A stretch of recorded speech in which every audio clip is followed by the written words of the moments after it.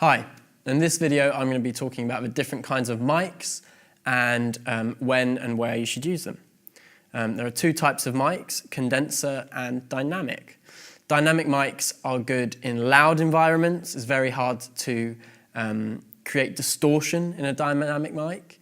And a condenser mic is a little bit more high fidelity. They probably sound better in general, but they pick up a lot more background noise. So there's a trade-off there between good quality or better quality sound and background noise. So for something like vocal, let's look at a dynamic mic. This is a mic you've probably seen before. It's an SM58.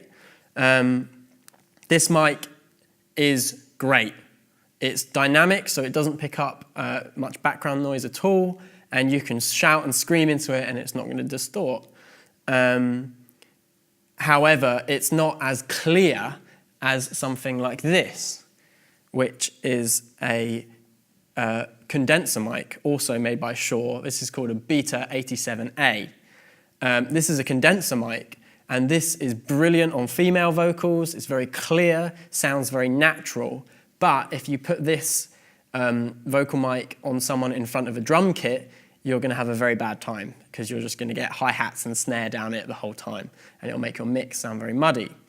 So you need to choose the right mic for the right environment. Another mic that we use a lot at Emmanuel is this Sennheiser mic, the E945. This is a dynamic mic, and we tend to use these a lot, and they sound pretty good.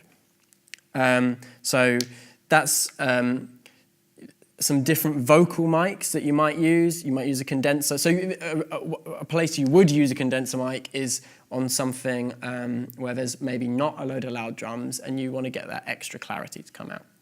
Okay, let's look at some instrument mics. This is the best workhorse mic.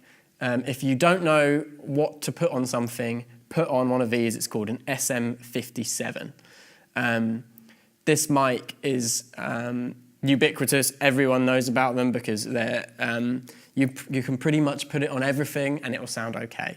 So if you don't know what to do, put this on it. This mic is dynamic.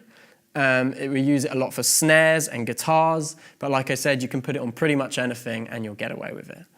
The last mic I want to look at is a condenser instrument mic. This is used on stuff like cymbals. So hi-hats and overheads use condenser mics. Stuff like strings often will use something like this.